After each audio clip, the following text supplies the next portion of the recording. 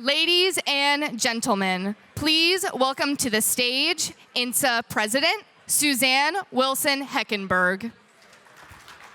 Good evening, everyone. Please take a deep breath and also take your seat. We are about to begin. Thank you for joining us tonight. It is my pleasure to welcome you to this evening's dinner. I hope you all enjoyed the receptions. Please feel free to go ahead and start on your salads. As we move into tonight's program, I'd ask that you keep conversation low. I know our speaker and our moderator and our fellow guests would appreciate it. Tonight, we are delighted to host Lieutenant General Jeffrey Kruse at our leadership dinner. General Kruse, thank you for your leadership, for your dedicated service to our nation, and for taking time to be with us this evening. I know everyone here is looking forward to hearing from you and learning more about DIA's priorities. Before we begin, though, I would like to thank our sponsors. Amazon Web Services, feel free to shout out if you want to cheer on your teams, it's fine. BAE Systems, Booz Allen, thank you. Clearance Jobs, Comcast Business, GDIT, Janes, Leidos, Microsoft, MITRE, Parsons, SAIC, Texas A&M University Bush School of Government and Public Service, and the Potomac Advocates. I'd say please join me in acknowledging our sponsors, but I think we already have. And a special thank you to INSA Chairwoman Tish Long, who will be leading the Q&A this evening. We are also pleased to welcome members of the media here with us this evening. I'm sure they, like you, have many questions. Our amazing INSA graduate student interns who are all looking for jobs in the intelligence community will be passing around question cards later. But first, we're going to hear some prepared remarks from Director Kruse. To introduce our speaker, please join me in welcoming Yvette Cesario, Director, National Security for Amazon Web Services.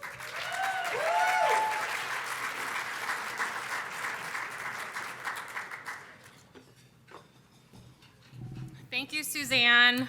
It's an honor to be here with you all this evening. On behalf of AWS, we are so excited to be here in support of INSA and the incredibly important work they do to advance collaborative approaches across government, industry, and academia. And we're so proud to sponsor this evening's event. And we are even more proud of the partnership that we've built with the community over the past decade, as this community has tackled complex mission challenges and have leveraged technologies such as commercial cloud to deliver mission that is more agile, more resilient, more secure, and more innovative because of this transformation. And we are committed to this community and to delivering leading commercial services into classified environments to meet the demands of mission. And now, it's my pleasure to introduce our guest of honor. Lieutenant General Jeffrey Kruse serves as the 23rd Director of the Defense Intelligence Agency, where he leads the Global Intelligence Mission and a 16,500-strong joint workforce. General Kruse's operational and combat experience spans multiple theaters, including Director of Intelligence for the U.S. Indo-Pacific Command, Director of Intelligence for Combined Joint Task Force, Operation Inherent Resolve in the Middle East, and Senior Special Advisor to the Commander of U.S. European Command and Supreme Allied Commander Europe. Throughout his distinguished career, he has commanded Air Force and joint units at the squadron, group, and wing levels. Ladies and gentlemen, please join me in welcoming to the podium General Jeffrey Kruse.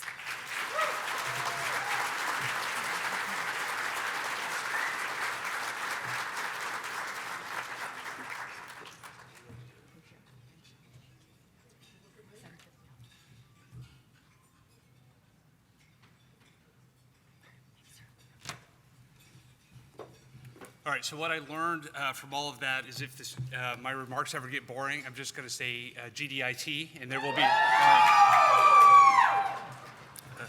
it's a good plan. It's always good having a plan going in. Well, so first of all, good evening, everyone. And thank you to the INSA team. I will say that writ large for all of you that are here for organizing yet another great event to discuss what I believe are some of our most critical national security issues. And then a heartfelt thanks in particular to Ms. Tish Long for moderating the discussion a little bit later today. These are extremely busy times for all of us. I know what all of you do, maybe not all of you, but I know what most of you do. And the fact that you're investing your time together with us tonight really means a lot to all of us. And so I thank you for each and every one of you for investing a little bit in each other and a little bit in the relationship with the Defense Intelligence Agency and the Defense Intelligence Enterprise writ large. I always find these events as a great way sort of to catch up with old friends, to make some new friends, and then to learn something new that I didn't know before about national security that will pay dividends on down the line. And so hopefully over the course of the evening, the same might be true for each and every one of you. My staff would tell you that this is absolutely fantastic timing. We are just finalizing our new DIA strategy. We've recently been tagged by the department to do some really interesting projects that we'll talk about.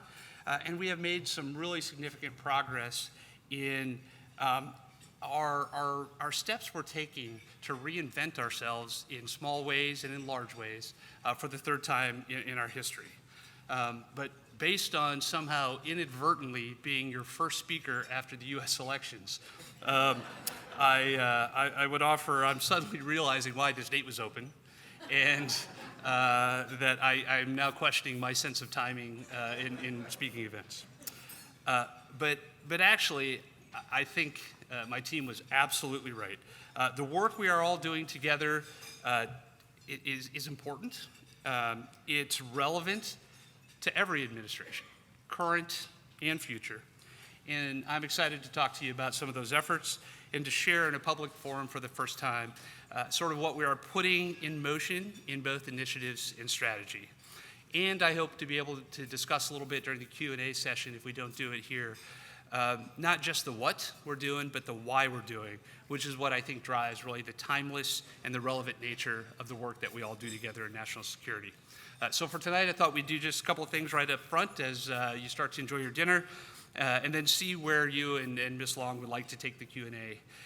Just as initial context, I do believe that we are not only in an era of strategic competition, but also of strategic change. So my plan, if you're amenable, is to cover what I see as sort of three macro level trends that affect us all, whether you're in government or industry or academia or intelligence or defense.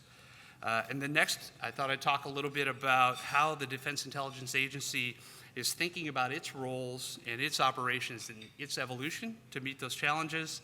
And then finally, if there's time, unveil a little bit about our emerging strategy and what are some of those concrete actions and priorities that we're taking to meet the challenges that really lie ahead of all of us and can only be done really in partnership with each of you. And if you take nothing else from my conversation tonight, really my thanks to all of you who are already partners with DIA. We cannot do what we do without partnerships with each and every one of you, and we're stronger because of those partnerships. I would echo D&I Haynes' sentiments from the INSA and AFCEA summit back in August, where she talked about to rise to the challenge of strategic competition, we must leverage the top minds in America. And as smart and as talented as every person who works at DIA is, I know that there are top minds that are in industry and academia that want to be partners with DIA. And how we leverage and how we come together, I am just convinced that we need to double down. We got to count on that, and that is going to be part of our strategy going forward as we talk through perhaps what some of those initiatives might be. As we talk through some of those opportunities, I know a few of you are looking for opportunities as well, and maybe you'll hear a couple of areas where that might be possible as well. So starting with those macro trends, I would tell you I took the flag at DIA in February. And in addition to the intelligence and the analysis work that you know that we do each and every day, either unilaterally or with our allies and partners, I've also conducted just absolutely hundreds of international engagements. Part of that really stems from our work with our international counterparts, but part of that stems from running the Defense Attaches program on behalf of the Secretary of Defense, and then part of that is DIA also runs the Foreign Attaché program. So in addition to our footprint in more than 140 countries around the globe, we are also in constant dialogue with the 130 foreign attachés that are stationed here in Washington, D.C.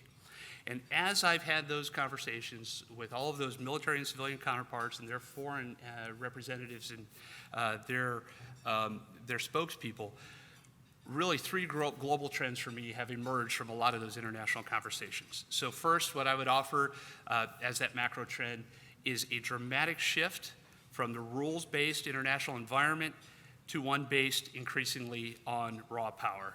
In the wake of 2 world wars, as you know, our nation, along with others, joined together to create a system that brought stability and brought venues other than the battlefield to work through key issues.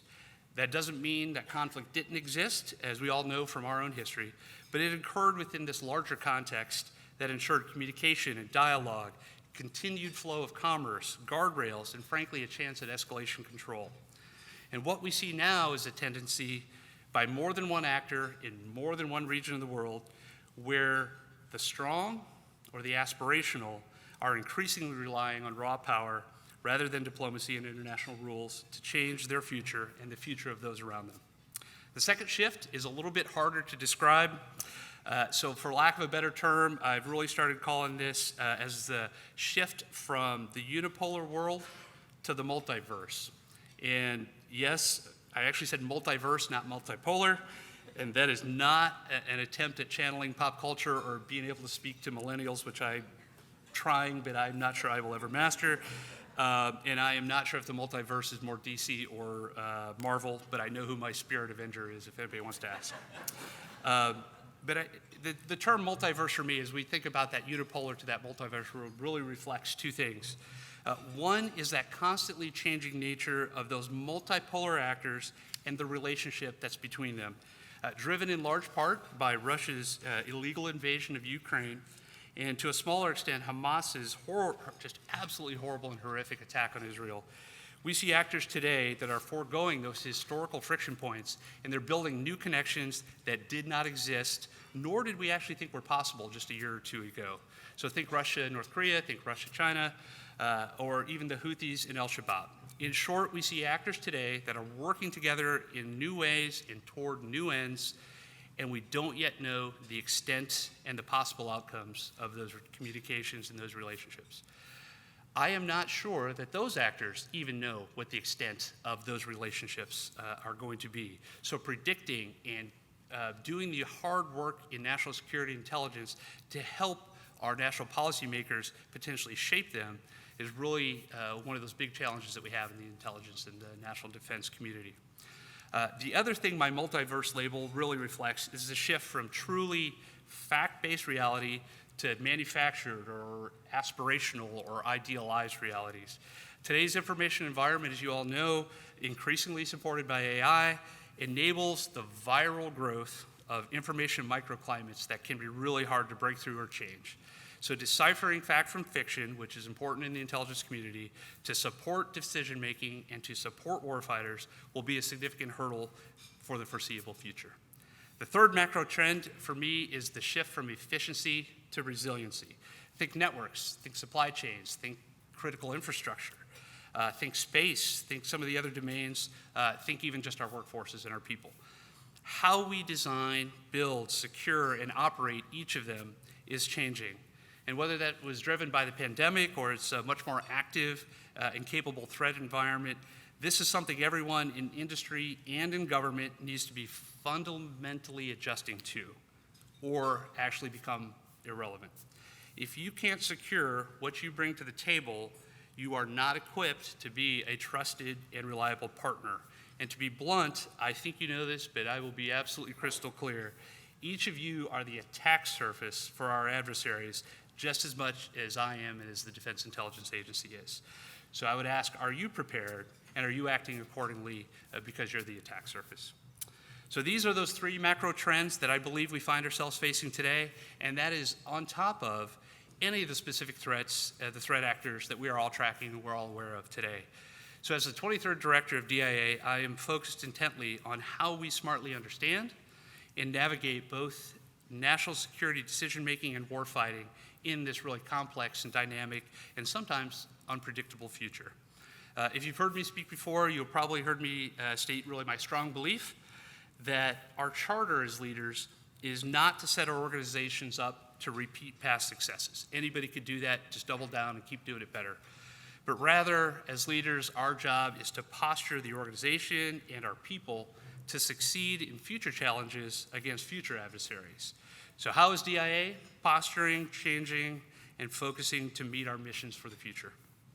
I would offer, again, that we are in the midst of reinventing ourselves for the third time in our history. We have to do it smartly, we have to do it quickly, and we have to do it with each and every one of you. So a bit about our journey. You know DIA. When we initially were established back in the 1960s, each military service ran its own intelligence capabilities, generated their own independent intelligence reports. With no adjudicator, there was no authoritative department-wide intelligence capability to support global operations or acquisitions. And DIA was established to address the need and underpin strategic intelligence in a bipolar world. Of note, one of the unique products that we did in those days was an unclassified publication, Soviet Military Power, which highlighted to the American public and publics and audiences all around the globe the major threat facing the nation. We have brought back this business line over the last several years with unclassified publications on space, on North Korea, on Iran, and China.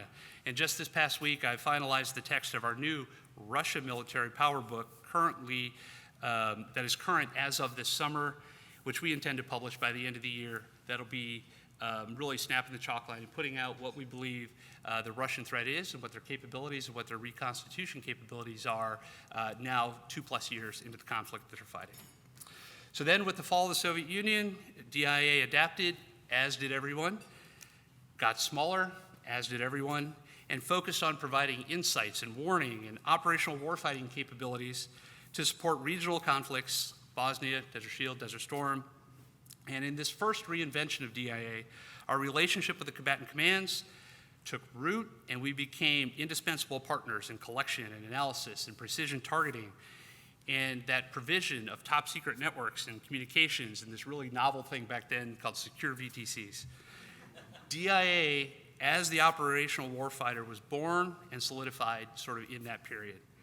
Our next reinvention came after 9/11, where, like everyone, we became completely immersed in 2 concurrent wars. I believe these conflicts, more than anything else, drove 2 evolutions. One was DIA as the tactical warfighter, deployed in large numbers in support of the combatant command, special operations, and some of our allied activities. The other was becoming a fully integrated partner with the national intelligence community. Counterterrorism was this remarkable combination in partnership of SIGINT and GEOINT and HUMINT and financial tracking and sensitive activities, all of which had to be orchestrated really across the national and tactical levels. And so now we find ourselves poised for strategic competition. High-end adversaries, multiple concurrent regional conflicts, advanced technologies, perception management, shifting alliances, and new warfighting domains. So we are again adapting and sort of reinventing our approach, our priorities, and our way forward for the third time in our history. Interestingly, this does not mean that we are not just capturing and retooling and modernizing some of what has worked so well in the past. This means we are continuing to support acquisition processes with authoritative, all-source assessments, but it adds in advanced materials, biotechnology, cyber, and space, and C2 systems. It means robust intelligence diplomacy to drive transparency and public awareness with releasable and unclassified products. It means embracing artificial intelligence and developing counter-AI capabilities as we modernize our foreign material acquisition and exploitation efforts. And it means delivering not just static databases and deep understanding of threats, but also advanced dynamic force tracking and precision targeting for the services, the combatant commands, to enable all of their operational warfighting at the speed and the scale and the complexity of what we see as potential future high-end warfare. So what are those major muscle movements that really make this a reinvention, vice a modernization? It's probably easiest to describe a few of them as they relate to and they just nest into our emerging DIA strategy. At the end of the night, there's a few handouts on a couple of tables. Feel free to grab those and ask questions about any of the details that are in there. There should be nothing cosmic in there. And I would tell you, all of those are things that I think we all agree that we're going to have to do And the question is, how do you prioritize and decide what are those things that you are going to do? So the first element of our emerging strategy is very clearly we have got to outpace our strategic competitors. This means delivering both insights and capabilities that are applicable to the full spectrum of competition, crisis, and combat. And our priority implementing action items include really 4 broad areas. I would only highlight one. The heart of it in this category for me is overhauling our high-end technical collection. MASNT in our parlance, but that gets after OPIR and high-resolution radar, directed energy, acoustics, seismic detectors, all the things that you think about that aren't kind of pure SIGINT or pure GEOINT. What does that look like? And in short, I believe we need to really redesign and develop that collection of sensors and the processes that are not suited to the adversaries and the weapons development processes that we've seen for the last 20 years, which is a lot of what we have been able to focus on and build exquisite capabilities for. But we've got to be able to tailor and deploy a new network of sensors in all domains for all the adversaries and all the weapons development processes that we see in all the geographic locations that we see in the present and the future. And then we need, I think the secret sauce is to operationalize all of that. It not only feeds that deep long-term science and technology analysis, that acquisition and the countermeasure development, but we have to feed those tactical forces in near real time with some of our high-end scientific and technical collection sensors out there. Our second strategic objective is really what I would call sustained global overwatch. And I view this as really the nation's safety net or its guardrails. We are all implementing our national security strategy, our national defense strategy, our national intelligence strategies, and we're all pivoting to the highest threats or the highest policy priorities. But in that context, somebody somewhere for this nation needs to maintain a sustained presence, a posture, an overwatch, and an understanding of all of those remaining areas to provide timely indications and warning, regional emerging threats so the nation can choose to respond if it elects to. And I think that sustained presence is the intelligence community, and in DoD, I think that is heavily DIA. So we have several primary actions that we're focused on here, but the major thrust in our strategy going forward is going to be reversing some of those recent trends of reducing human intelligence in the CIA enterprise and building those back out.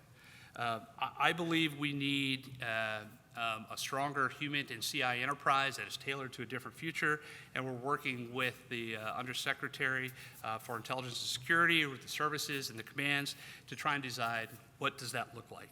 In my view, HUMINT is not just a counter-terrorism tool, but it has been, unfortunately, what we've reduced as we have reduced our counterterrorism activities around the globe. So for me, overt and clandestine HUMINT is going to be an absolutely critical element of our understanding of all of our adversaries, and is particularly critical when we have a reduced U.S. presence somewhere around the globe, or we need to understand context and intent. I think all you have to do is look back to October 7th of 2023, and you could argue one of the reasons that Israel and the world, quite frankly, including us, were surprised may have been an over-reliance on technical collection and not HUMINT. And so I think we need to build that back, and you can also look to where Russia and Ukraine today in combat operations are really smartly stitching together the human intelligence capabilities, along with all of their other capabilities, and conducting some pretty far-reaching operations. Our third priority is what I would call really an old issue, but one that I've elevated to a primary strategic objective in our new strategy. And for me, I think during my tenure as the director of DIA for 3 years, should that continue to be a 3-year assignment, is going to be about advanced enterprise integration. We've often talked of synchronizing all of our interoperable service agency and combatant command operations and processes, but frankly, that has really been elusive. As a former J2 deployed downrange, and as the J2 for Indo-PACOM, I have been on the receiving end of just tremendous support from NSA, NGA, NRO, and our numerous partners across the department, the IC, and industry. But I often had to fuse that data for either analytic or warfighting purposes there at the combatant command. I believe we need to accelerate as much of that integration as possible earlier in the data lifecycle, which requires elevating the requirement for integration to the original data owners and using technology and some shared fusion tradecraft that we all agree on to generate an authoritative fused all-source picture. We've talked about that for a long time. We have not been able to do that. In addition to a variety of integrated management and battle rhythm events that we are starting to stitch together to bring the Defense Intelligence Enterprise together in new ways, I would offer that one fundamental change that kicked into high gear for us on the 3rd of October of this year is when Honorable McLean Harris, the Acting Undersecretary of Defense for Intelligence and Security, designated DIA as the enterprise lead to develop and manage a true, unified, common intelligence picture for the department. Many of you know we've tried this before, 3 times in fact, but this is the time where we have a formal JROC requirement, we have a formal SIP lead, we have enterprise support from OSD and all of the agencies, and I think for the first time we have the technology to be able to deliver that together, and we have all of you to help us figure out how to do that. We've just spent the last 40 days working across NSA, NGA, DIA, and NRO, which is as much of a cultural experience sometimes as it is a technology experience.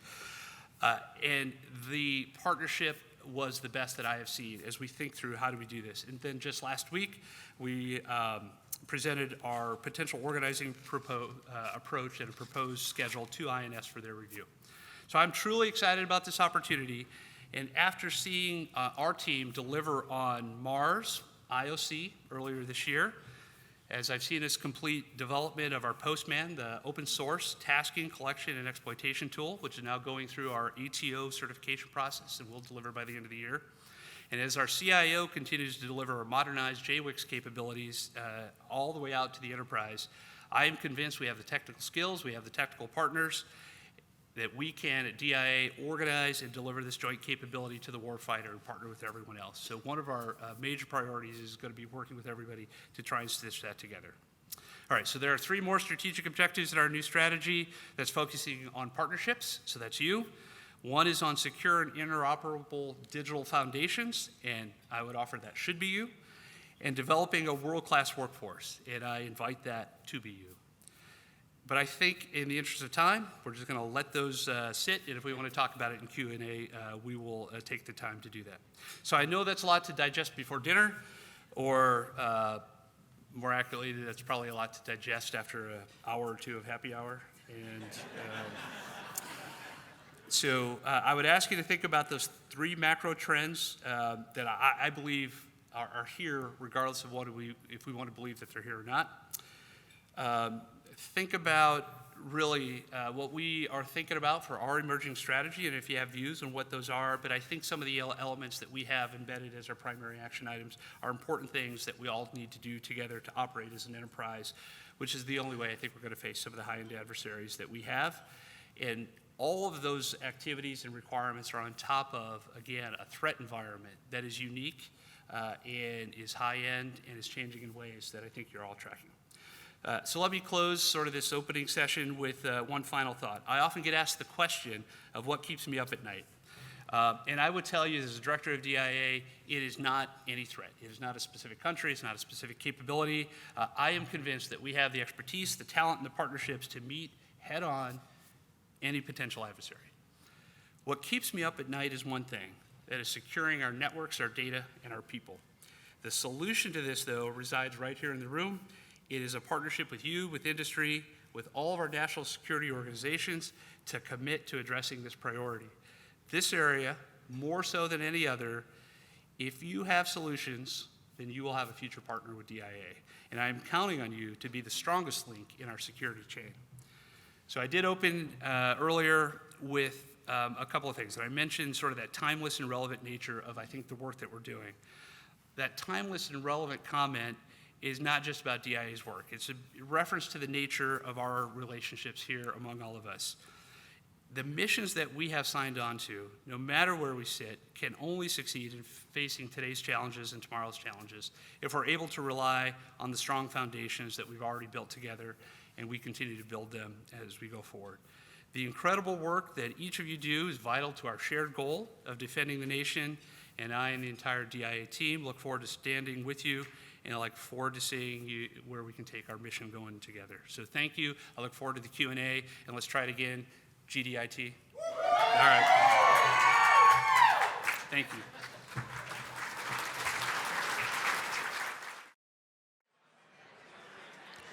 Ladies and gentlemen, please welcome to the stage INSA President Suzanne Wilson Heckenberg.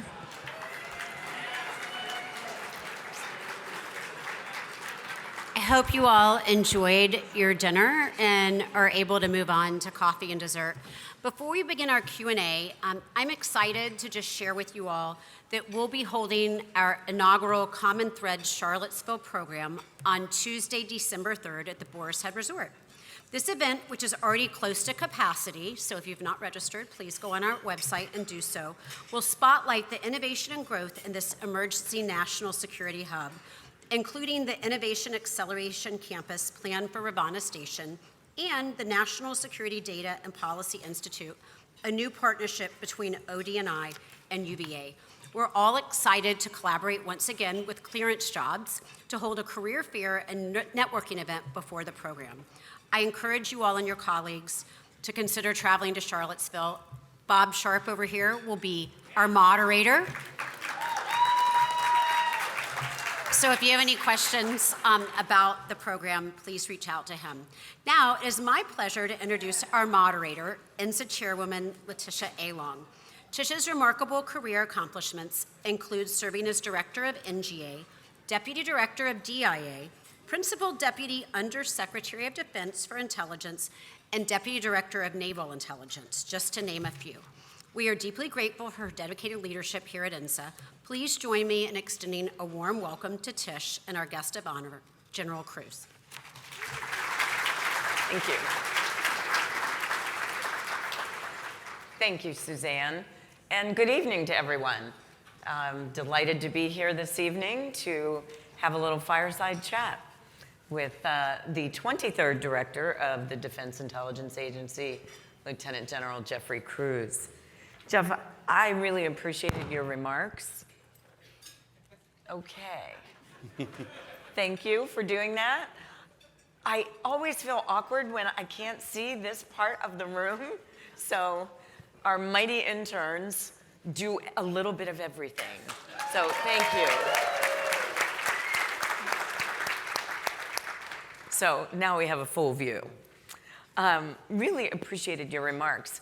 And one thing, actually a number of things struck me, but kind of your closing really struck me that, you know, you get asked a lot what keeps you up at night. And it's not necessarily the threat, the traditional threat, the way we think about threats, but you said it's securing our networks, our data, and our people. But it's those traditional threats that are actually going after our networks, our data, and our people.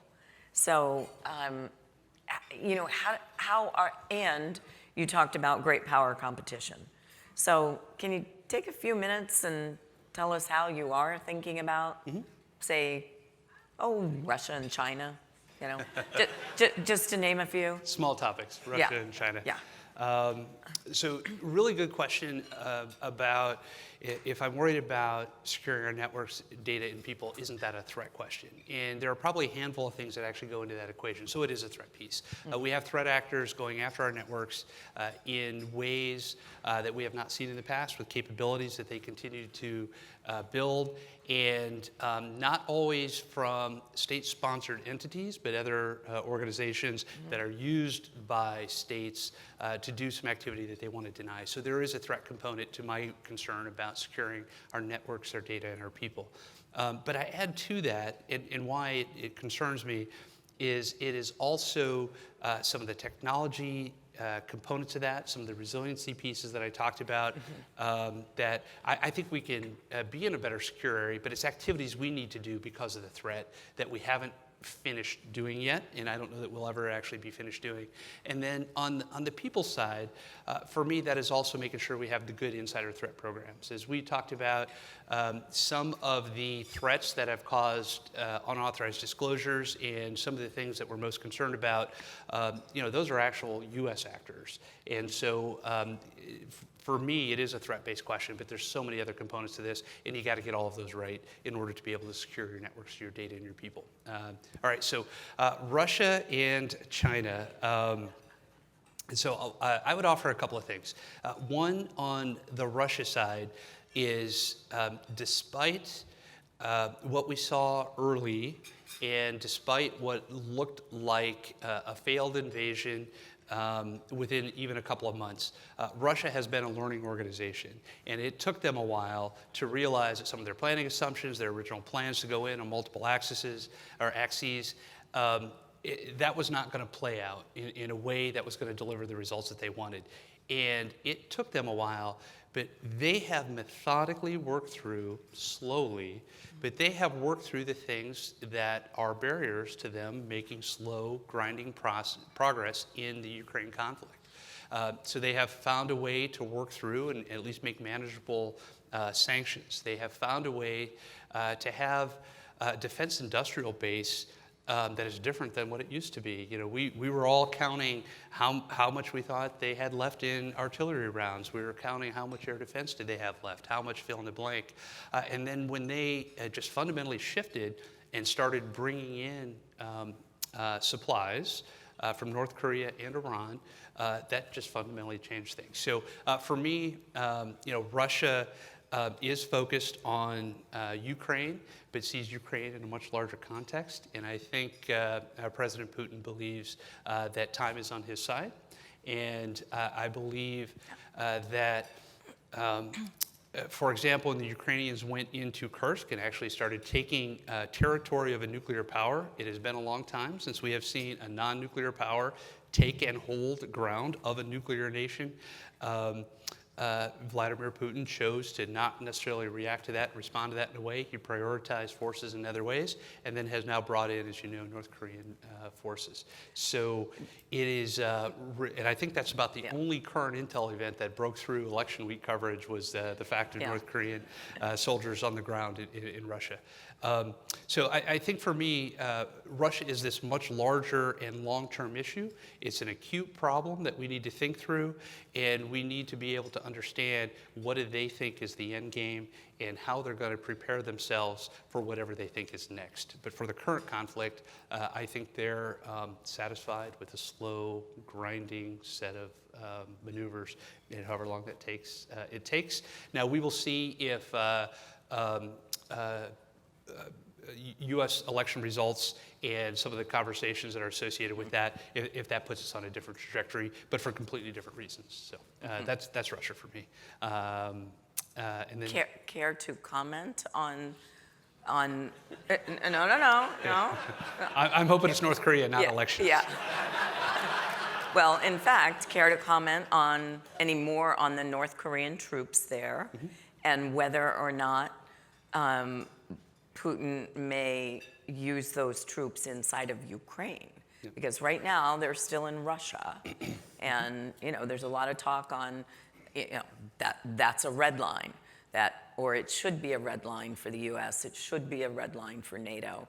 You don't have to opine on red lines, but just the thought of Putin deploying North Korean troops into Ukraine. Sure, I think. Between the Russian forces that are there arrayed around the Kursk salient that Russia has been able to cobble together, they had probably 3-4 months ago about 15,000 of their own troops, and they have slowly migrated maybe 3 times that many now. So even though they continue their offensive in Pokrovsk and some of the other areas, Russia is actually putting in place a fairly large number of troops, and then bringing in the North Koreans. The original number was around 10,000. We believe it's north of that by a little bit now. And with the force that they've arrayed, they should have the numbers and the ratio of forces to be able to do that counteroffensive. So the first question really is if they're able to retake that territory, are even the Russians going to cross into the Ukrainian border. Is their goal to just retake their sovereign territory, or are they going to continue going forward? The part of, I think, the calculus with that is these North Korean forces are from the 11th Corps. They're special operations forces. They're the best trained within North Korea, but I'm not sure they are up to Russian standards. And so, as you know, special operations forces are uniquely designed to do certain things, raids, sabotage, a variety of things. It may not be that they're well designed to go in and be the front of a mass conventional counteroffensive. So we think they'll be used in certain ways. And I think our first decision point, again, is if Russia is able to take that territory, do even the Russians push there? And that will be a little bit of a Ukrainian decision. How much do they want to defend at the border? If I were to look at that particular salient, I am not sure that is Russia's priority to continue that offensive. They have other areas that really become their piece. So that's a long way of saying we don't know if they will use those forces, and I would offer those particular forces may not be ideally suited for to lead an offensive effort into Ukraine. Fair. Okay. China. Okay. Big country. Really big country. So I'd offer a couple of things about China. China has goals that you're all tracking and aware of, sort of timelines of when they said they would like to be ready to be able, not that they intend to, not that that is a mile marker, but there are certain dates in the not too distant future where we believe that President Xi has given his military timelines to be ready to conduct offensive operations to forcibly reunify the Taiwan or other things and take other sort of military actions. They have much longer-term goals, and I do view this not necessarily as a short-term issue, the Taiwan problem for President Xi, other than there are certain triggers that will cause President Xi, I think, to choose to execute some sort of operation against Taiwan in an earlier time frame than he would be comfortable with.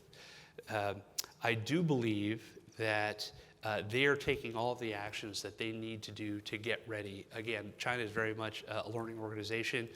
We used to say they don't have enough lift to do the cross-strait invasion. They now have built all the lift that they need to do that. We used to say they don't have joint operations. They don't have the ability to command and control that kind of a fight. They went into a joint formation a handful of years ago. Now their exercises are putting them in the kind of environment where they can do that.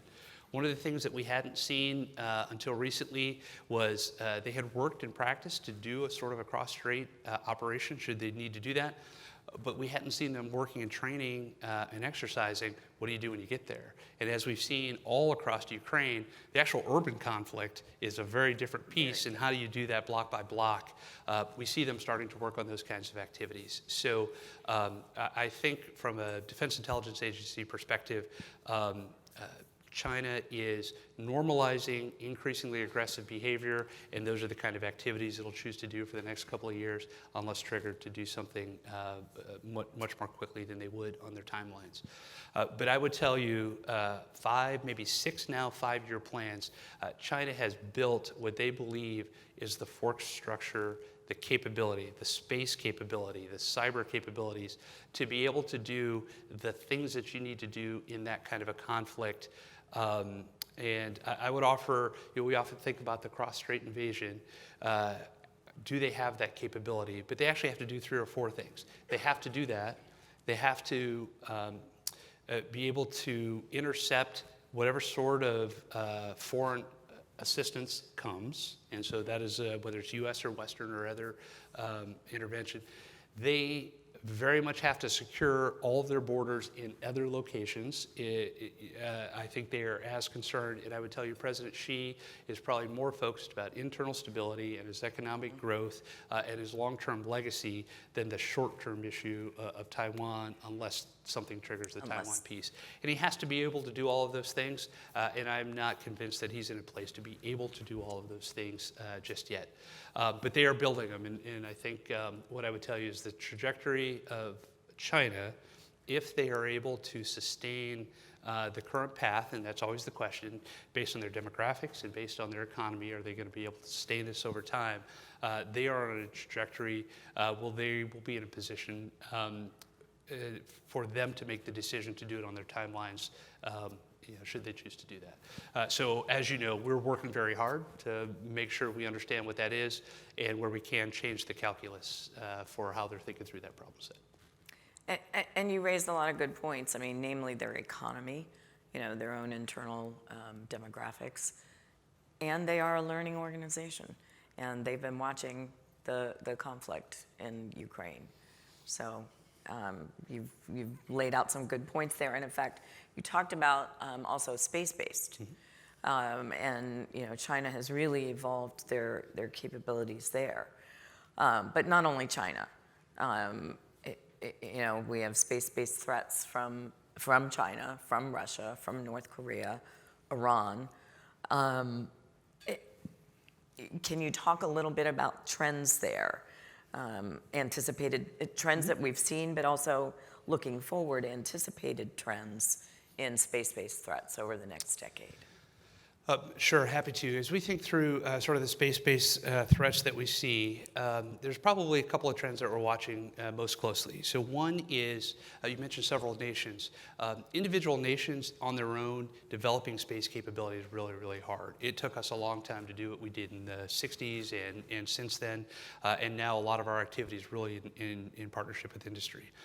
So one of the trends that we see is really this phenomenal increase in the cooperation between some of these spacefaring nations, and it's letting some of them leapfrog in technology and capabilities in a way that they would not be able to do that. And so we don't know the extent of some of what that collaboration and cooperation is going to be, but that is one of the trends that we have.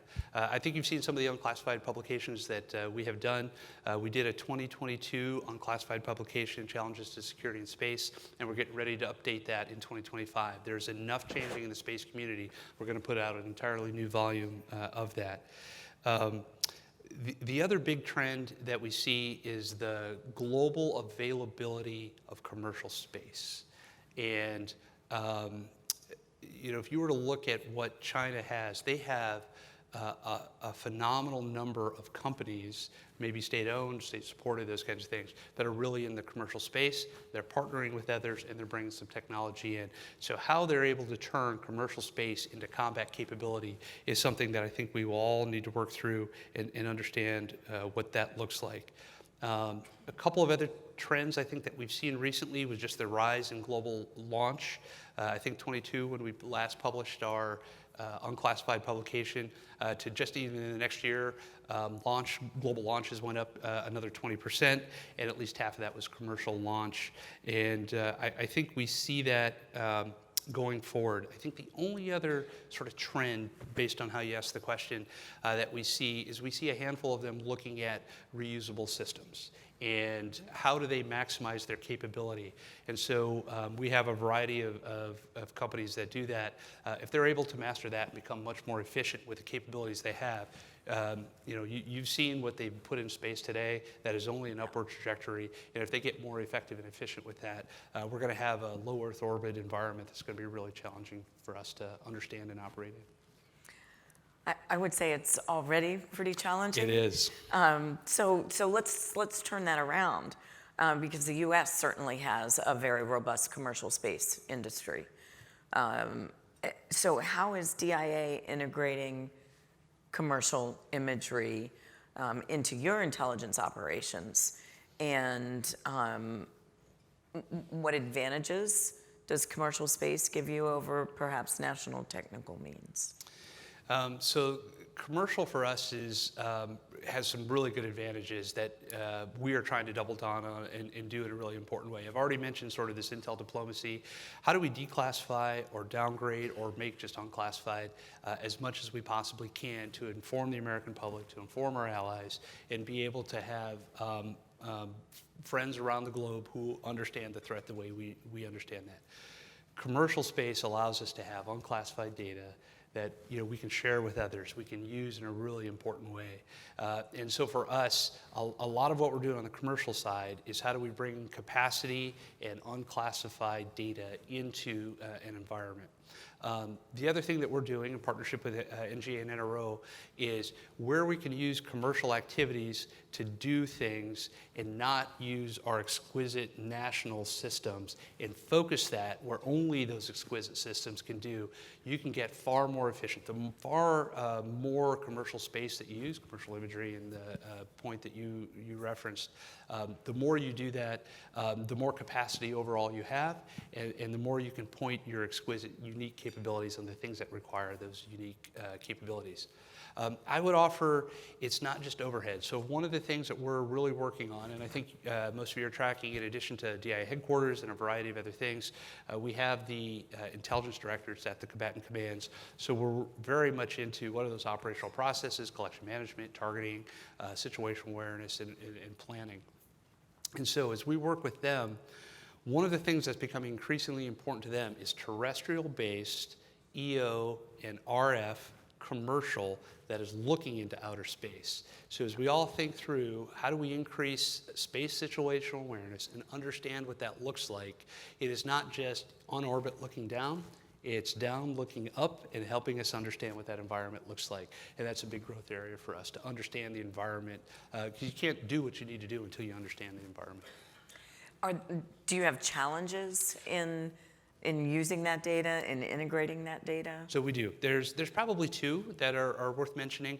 One is there's just a policy piece. When we get into creating kinetic effects, and you're going to put ordnance on a target or a variety of things, the intelligence community owns the positive ID of that target, and then operational commanders will own weapons release and those kinds of things. We have not always sorted out at what point can I create kinetic effects off of commercial imagery versus U.S. national imagery. There's still some of those debates and when and where. So scheduling that and working that becomes a little bit of a challenge for us. But it's not insurmountable. We need to have that policy debate. We need to be very clear of how that works. And I think in a high-end conflict where we need to do things at speed and scale and the complexity we envision, the only way we will get to the capacity is by having commercial space completely integrated in. The other challenge for us sometimes is understanding the provenance of the data. And as we increasingly use artificial intelligence, and I mentioned the SIP earlier, as we think about fusing GeoInt and GeoInt, we have a functional manager, Admiral Whitworth at NGA, and they will tell us, is that the authoritative GeoInt picture of something? As we think about a common intelligence picture, and I want to fuse that GeoInt with SIGINT or MASINT or some other piece, I need to be able to understand the artificial intelligence or the algorithms or the provenance of that data. And so it does require us to have a few additional steps in our processes. Again, not insurmountable, but I would offer the less proprietary the algorithms are, the more exposure we have to the provenance of the data, the more likely systems and capabilities and services are to be integrated into warfighting. What challenges, can I ask you questions too? What challenges do you envision? No, I get to ask the questions here. Okay. No. Okay. Maybe at the end. Okay. Maybe. So with that, I had a number of ideas on where to take the conversation, especially as it relates to artificial intelligence. And we already have a number of questions from the audience. Thank you. Keep them coming. So let's pivot a little bit and let's talk about AI. How are you working to integrate AI into the programs that you're responsible for, like JWICS, like some of the other IT systems, Mars, anywhere you want to take that? So a couple of different ways. I will tell you, I took the flag in February and was going to the Hill. We knew we would have this conversation, so I did ask the team, can you compile for me all across DIA, across S&T, across the Mars program, across the CIO and the JWICS architecture, how many different places are we adopting or pulling in or developing artificial intelligence to help us? It could be with HR systems. It could be with mission systems. The number for me was surprising. It was 105. And I was actually okay with the number because only about 50 were active. We had developed, and this worked. It worked for a while, or it didn't deliver what we needed to do, and we cast it aside and we moved on. So to me, that's really important. I would offer where we are. Can I ask, what were those applications more on the efficiency side of the house, automation, or on the analytics side of the house? I would offer a little bit of both. So we are trying to figure out, not every U.S. government organization is on the leading edge of technology. And we had some work to do to make sure that we were applying. I could tell you some stories of when I first got to DIA. Yeah.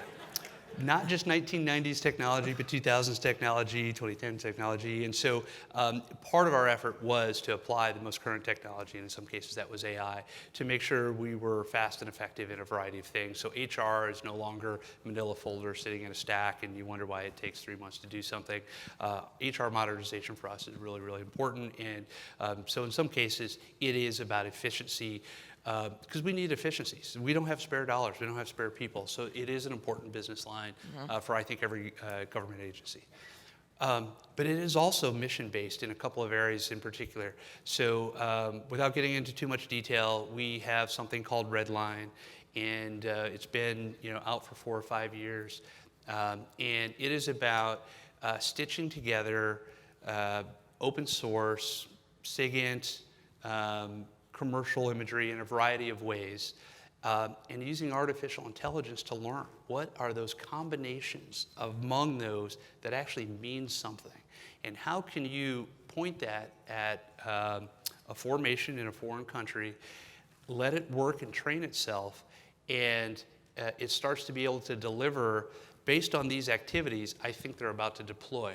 So it's getting left of launch, it's getting left of a deployment, but the activities we see, and it takes a while to train those algorithms. And so we've done that quite a bit, and we'll come back to independent verification and validation, which is a really important thing for us. Anything that we're doing to include the common intelligence picture as that starts to develop, it really becomes important. What is your process by which you are validating and verifying that the outputs of those algorithms and that fusion is delivering the kinds of things that you need it to deliver? They're consistent with what you would expect those outputs to be.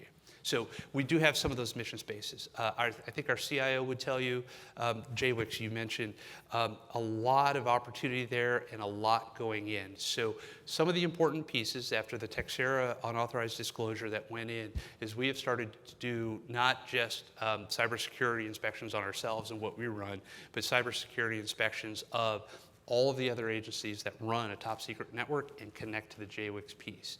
And one of the things that becomes really important is who has implemented user access monitoring, who has implemented port security, who has implemented a variety of things.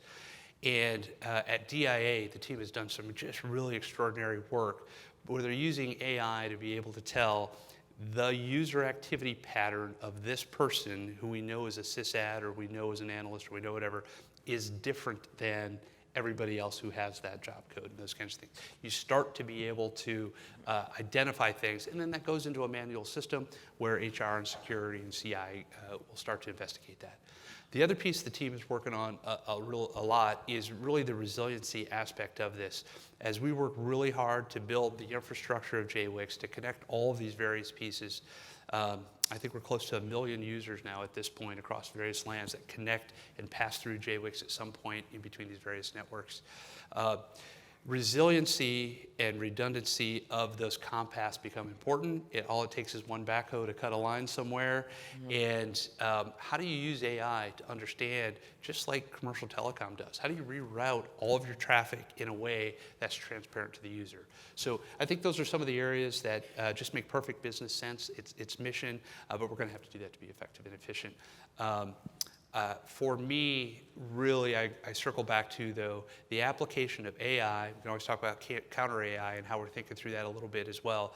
But independent verification and validation of what AI is delivering is one of those sort of first principles for me on most of what we're doing. And how can you, just as a functional manager would do for SIGINT or GeoINT or anything, how do you make sure that after it passes through an algorithm, you're still comfortable it's delivering the authoritative intel picture? I think there's a lot of people in this room that can help with that. Absolutely. Who are thinking about that every day, as well as just everything that you just talked about.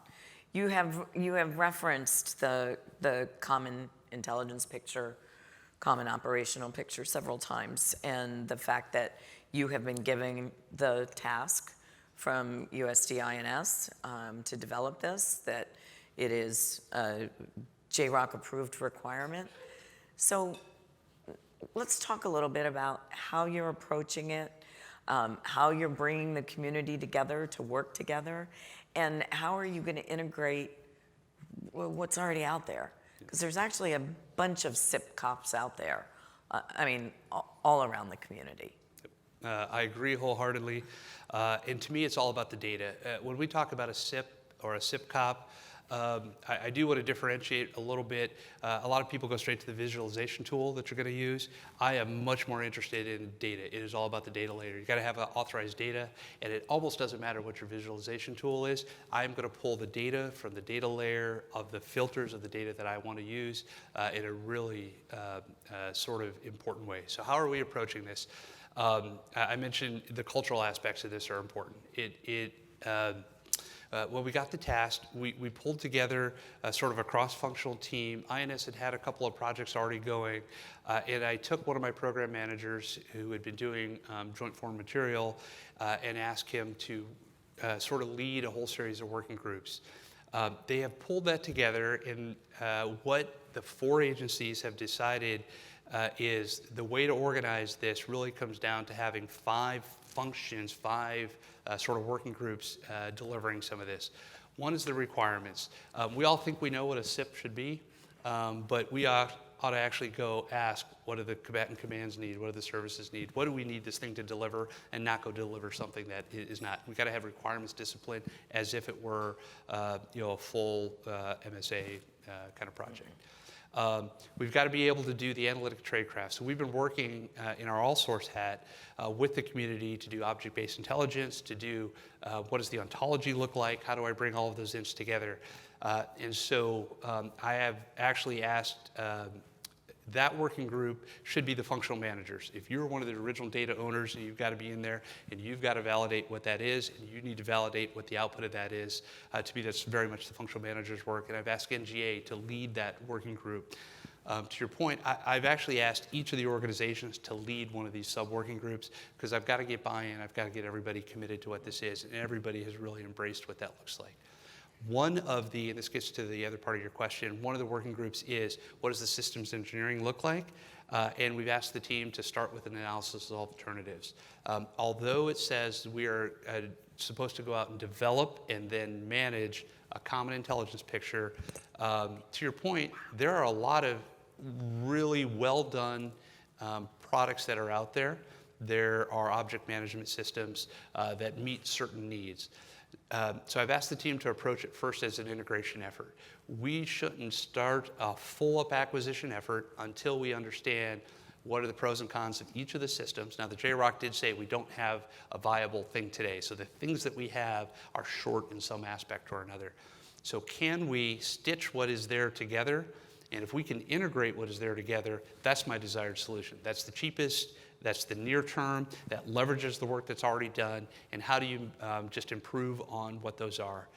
That analysis of alternatives, if we determine that we can't just do the integration work, and take those pieces together, and we actually have to develop something or improve one of those, that'll be the work then that systems engineering is doing. And NRO is our lead technical integrator in this entire project. They build tools all the time. Their job today is to take the data that comes from NGA and NSA, and they have the pipes, the architectures, and so they're going to lead that piece for us. NSA, if anybody's interested, we've asked them to lead the working group that is about the systems engineering. Where are we going to do a lot of this data? When you start mixing GeoINT and SIGINT, which is subject to UCID rules and a variety of things, where you do that, how do you do that? Is it in the cloud? Is it on-prem? Is it a variety of things? We've asked NSA to lead that effort and think through that. So a long way of saying we're giving everybody skin in the game. We're giving everybody the ability to lead a part of this effort, and everybody so far has been really gracious of what that looks like. Perfect. I mean, you got to get buy-in from everyone. You said in your remarks, and I wholeheartedly agree, that the challenge is probably more cultural than technology. I mean, it's often the case. And here's a question from the audience. Assuming that the Common Intelligence Picture Project will have larger cultural hurdles than technology challenges, what do you see as the largest obstacle to overcome? So probably a couple. And can industry help? Yeah, I think the answer is yes on the industry. I don't think we can do this without industry. Most of the object management systems, most of the dynamic force tracking, most of the tools that we have are partnered with industry, developed by industry, or have connections to industry in some way. And so I think our systems engineering, our analysis of alternatives will certainly bring that together. So there's a couple of big pieces that I'm worried about as we think through this. One is requirements discipline. In every good idea, we've got to decide what we need this to deliver, and we've got to, what's most important to deliver first, because as we talked about the China timeframe, there are some near-term dates that we want to make sure we have some capability for. So that's one. Two is testing. Once you have this thing, how do you know it works? How do you do independent verification and validation? And so we want to treat this like a weapon system and want to do end-to-end data reference architecture, the DoD data strategy, make sure it meets all of those, but also are the original data feeds that get you that data, and then how do you feed all of the joint targeting tools and the things you want to feed with the Common Intel Picture? Can you do that end to end? And so our vision is to partner with INDOPACOM and a couple of the other combatant commands and go through their exercises. And every time we do this, almost in an agile development sort of way, is what do we want to test out? What do we want to integrate? What do we do next? If we can't do end-to-end testing and validate the results of that, I think we'll be in the same bucket as the first 3 times that we did this, because we'll have a tool that works for some, doesn't work for others.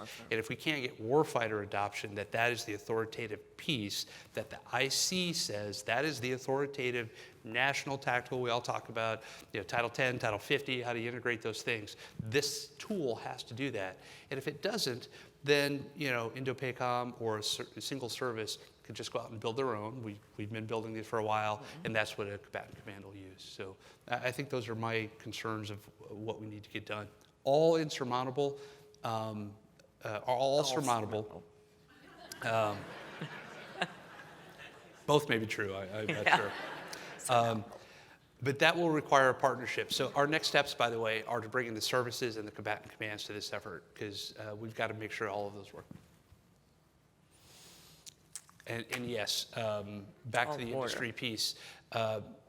This is a nightmare, because every one of our organizations is used to doing our acquisition for what our organizations are tasked to do.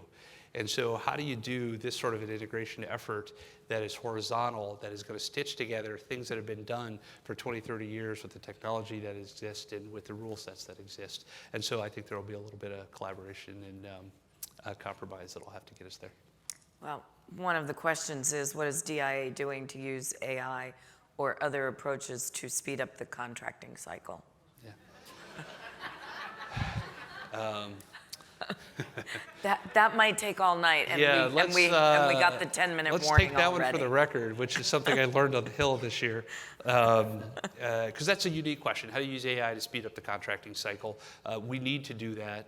But how we do that, I don't think is defined yet. Fair. We got the 10-minute warning a couple minutes ago. Oh, I'm sorry. I also learned to filibuster, by the way. Yeah. Hey, this is a friendly audience. It is. And a Great. friendly moderator. Yes. You know, I have a question that I want to ask, and there are so many good questions in here. First of all, I do want to point out that these cards are on everyone's table, and this is a great, you know, just in a snapshot, your strategic objectives, you got your kind of your goals underneath. I commend you on, you know, getting Great. this on one card. It's a great reference for your workforce. So well done.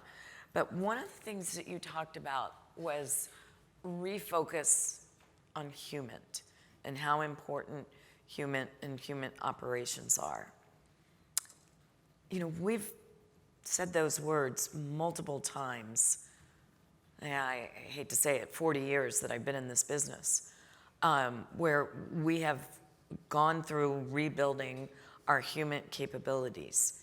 So as you are thinking about rebuilding human capabilities, how are you thinking about doing something that will be sustainable into the future so that the 28th director of DIA isn't saying we need to rebuild our human capabilities? I think the 28th director is going to have to.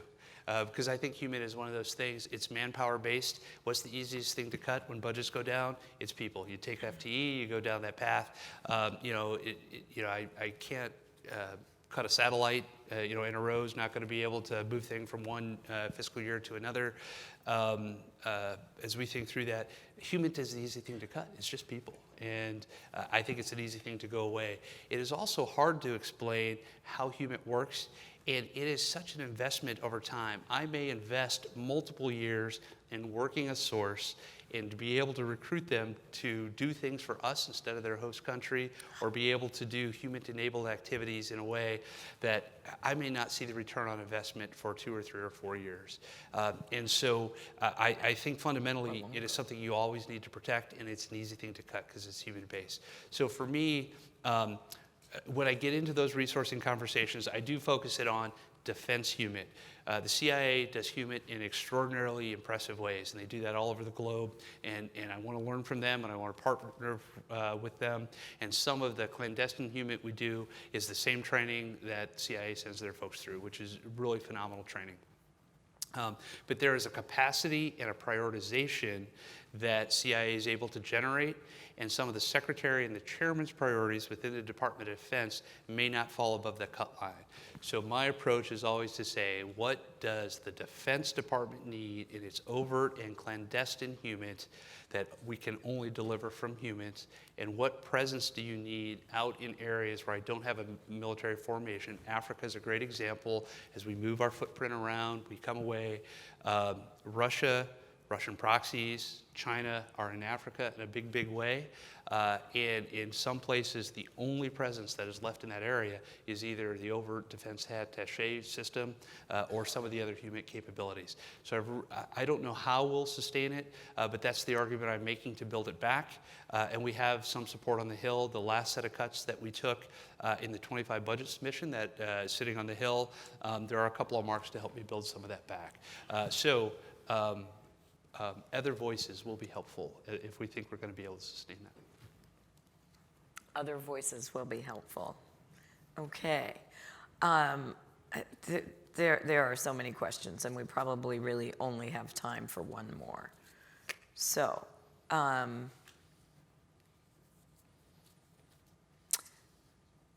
what surprised you in the first 9 months on the job? It is the complexity of the DIA mission. It is completely unfair to compare it to other organizations. My first time walking through the DIA halls was in 1995 and 6, so I kind of feel like DIA is kind of a homecoming. I was a partner with DIA. I was reliant on DIA to do my mission many times throughout my career. But it was always, am I doing targeting? Am I doing collection management? Am I doing this human thing? Am I doing some aspect? when I look at some of our other global organizations, they have the remarkable ability to focus. Are they doing space? Are they doing GeoInt? Are they doing a variety of things? All complex. What surprised me the most is concurrently being accountable for, and I usually don't just say tasked with and being responsible for, but accountable for HUMINT, MASINT, open source, which we need to treat. And there were a lot of questions about Postman. I can imagine. We need to treat open source as an intelligence discipline, and the team that's putting Postman together is doing exactly that. How do you do a unified tasking, collection, processing, exploitation, data cataloging capability in the open source world the way we would do any other int? They're putting all of that together. They're putting the tools together that's going to deliver on JWICs this year and SIPR and NIPR in the coming years and some of the 5i pieces. Then I go back to all source analysis. Then I go back to keeping the Joint Staff J2 running. Then I go back to the combatant command footprint or running the defense attaché piece. I think the piece for me was just the sheer complexity of the DIA mission and our reliance on partners. Now that's a good thing because I know the 16,500 people we have couldn't do all of these things. So our partnership with NGA, our partnership with NSA, our partnership with industry is, I think, what keeps us going. Oh, and JWICs, running the entire JWICs for the U.S. government. Small thing. A very large portion of our budget is doing that, and now it's securing those networks. The complexity and the time it takes to build those relationships to keep all the plates spinning at the same time. So that was my surprise. I don't know if it's fair. Just a small one. Okay, so I said that was the last question. I'm actually going to ask one more. Because you talked about learning organizations as far as adversaries. DIA is also a learning organization, and the intelligence community is a learning organization. And there was really an overestimation on Russia's capabilities as they invaded Ukraine. And, call it 3 days, 5 days, Kyiv is gonna fall. What has the community learned from that, and how will you take that learning to assess China? So there's a couple of pieces of that. As you adequately point out, I'd probably expand a little bit. We had come out of the withdrawal from Afghanistan where our Afghan partners did not have a will to fight that after years and decades of training, they did not exhibit. The Ukrainians, on the other hand, exhibited a will to fight that was far beyond anything any of us had really estimated. And so the team went through and built a will to fight all source, tradecraft, and methodology, and what does that look like? How do we assess what that looks like? And now with that, we've gone around several different militaries, and what's interesting is if you apply that to the China model, you start to understand what have they done to be an effective fighting force, and what is the will to fight of the average Chinese soldier. So we're applying sort of that piece in a certain way. Some of the other pieces that get after why Russia was expected to do certain things in a way that was going to create success, and were unable to do that other than just the capability and the sheer bravery of the Ukrainians, was their equipment was perhaps not as modernized and as robust, and the individual soldiers may not have had the training or may not have been read into the logistics plans that was going to support that operation. So quickly, when things didn't go as well as we would have liked it to, logistics runs everything after a certain period of time. And so we're working through what does that look like in a China model. China's built the capabilities, the formations, they're training the operations. They can certainly put forces to sea or in the air or on orbit. Do they have the ability to sustain that over time? And so we're trying to think through what that looks like and how you might apply that to a strategy from a U.S. perspective or an allied perspective. So to your point, what we learn in one area is absolutely crucial in another area. And a great example of that I would offer is AI, and as others are using AI, for us, we are starting to have lines of effort on counter AI. How do you identify where adversaries are using AI, and how do you start to build sort of countermeasures that are not chaff and flares, but actually countermeasures that are going to defeat the AI, and what does that look like? And then the last piece that I would offer as we think through that, it's what is China learning from all of the conflicts that are going? And I think we would offer the use of uncrewed systems and the return of electronic warfare and the kinds of things that we used to see 20 years ago that in a CT fight were a little bit less important. Is China, to answer your question, adopting and changing their plans based on all of that? And so those are some of the analytic lines that we're trying to think through. So we are prepared, are we a learning organization, to prepare ourselves and our capabilities to have the capabilities and the plans to be able to be effective. Yeah, and to counter that. Well, General Kruse, thank you so much. This has been a delightful conversation. I remember the span of everything that goes on at DIA. So we thank you for your service. We thank you for what you're doing, your leadership of that great agency. And I think many folks here are looking to support you. And I know I'm going to look forward to seeing that SIP cop at some point. I am too, and hopefully it's not the 28th director that delivers it, that we can do in your term. Thank you for the conversation. Thanks for the invitation, and thanks for the partnerships. Many of you already have partnerships with DIA. I think the strength of our way forward is based on the strength of that partnership, and I look forward to seeing what we can do to continue to strengthen that. But thanks for the opportunity. Thank you.